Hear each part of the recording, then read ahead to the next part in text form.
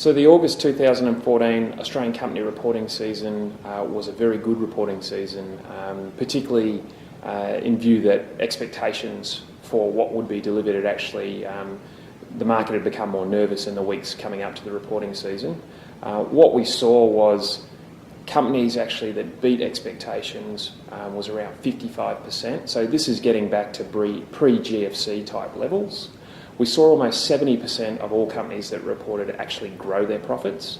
So that's another good result relative to recent years. And more importantly, we saw 65% of companies report an increase in their dividends. So that means about 90% of companies that reported during the reporting season either grew or held their dividends flat. So only 10% of companies reduced their dividends, highlighting the strength of balance sheets and the cash flow generation of a lot of companies. To give you a bit of relativity to that, going back to 2012, that was probably close to 25% of companies reported a decline in dividends. So that was a really pleasing element. What we saw was the market rewarded that. So on top of a very strong 4.4% increase in the accumulation index for the ASX 200 in July, we got another 0.6% in August.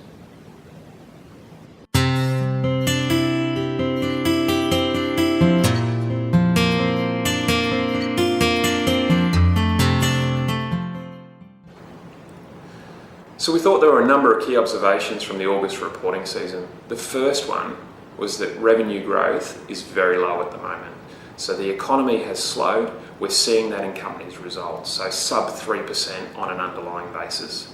The second thing we noticed is that cost control has been fantastic. So we've got underlying earnings growth of almost 10% from very low revenue growth. It highlights to us that management are doing an excellent job on their cost lever, as they should. The third thing is that cash generation and overall quality of the results has been incredibly high. So what we've seen is good margin growth, aided by strong cost control, and then we've seen that transfer through to really strong cash flow growth. So what that has meant is that, as I mentioned before, that management were able to actually reward shareholders with higher dividends, which we think is going to be an ongoing theme given where market valuations are. So reflecting on that, this is exactly what we'd expect to see at this stage of the cycle, and that is there's not a lot of revenue growth, so management are focusing solely on costs and then on cash flow and rewarding shareholders.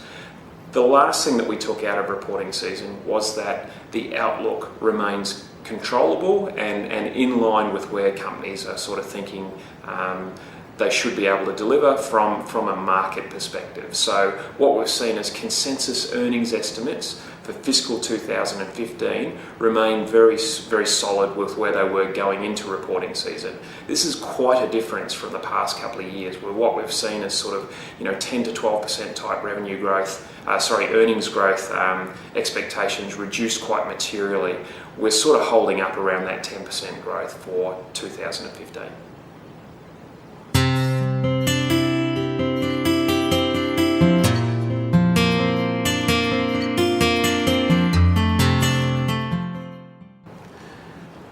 The Direct Australian Equities portfolio performed very strongly during the month of August, returning 2.2% relative to the market at 0.6%, so outperformance of 1.6%.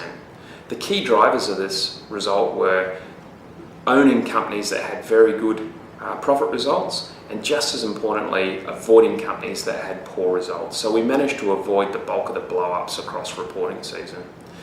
The key contributors to performance were stocks that we've heard, a number of stocks that we've spoken to you about before. Pleasingly, Domino's Pizzas, Magellan Financial Group, 21st Century Fox all had great results, and also companies like Navitas and QBE returned to the winner's circle after a few tough months.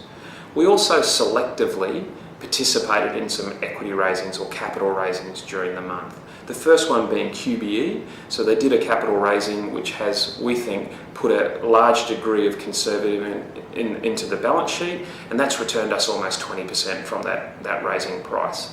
The second stock was one that we added to the portfolio, a company called Vida. It's a data analytics company, and it was part of a sell down by the private equity owners. So we got into that company at an extremely attractive price, and it's performed well since then. Another key contributor to our relative performance during the month was the underperformance of the resources sector, which posted a negative return, and we have very little exposure to any resource companies or resource names. So what I also wanted to communicate to you is we are, as is consistent with our investment philosophy, very focused in a low growth environment on two things. One is companies that have a structural element to their growth as opposed to purely being requiring a cyclical recovery in revenues to do better. And the second thing being, we want strong management teams and strong boards at the helm of our company. We think, history has shown us, and our belief is true, that good companies and good management teams will deliver good results in tough times. So there's less room for error in a low growth environment.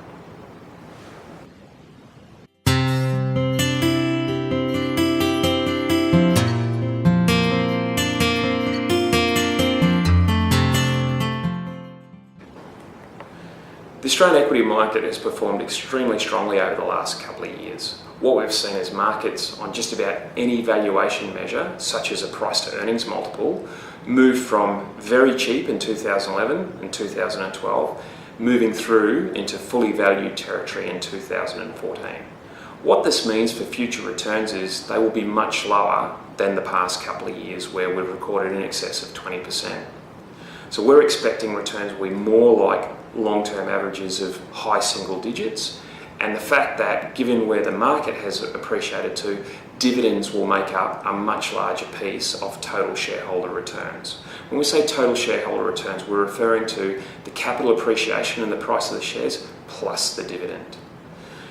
What we also expect to see is that volatility will increase given we remain in a low growth environment and the fact that the market has become more fully valued.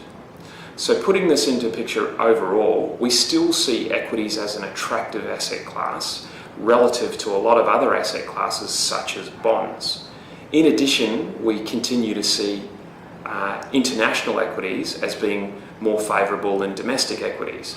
The reasons for that being we continue to see those economic backdrops in places such as the US as being more favourable in terms of the rate of improvement, and we also expect, as per our well-communicated views, that the Australian dollar is overvalued at the moment, and that over the medium term that will revert back closer to fair value, and we will share in the value appreciation of those offshore assets.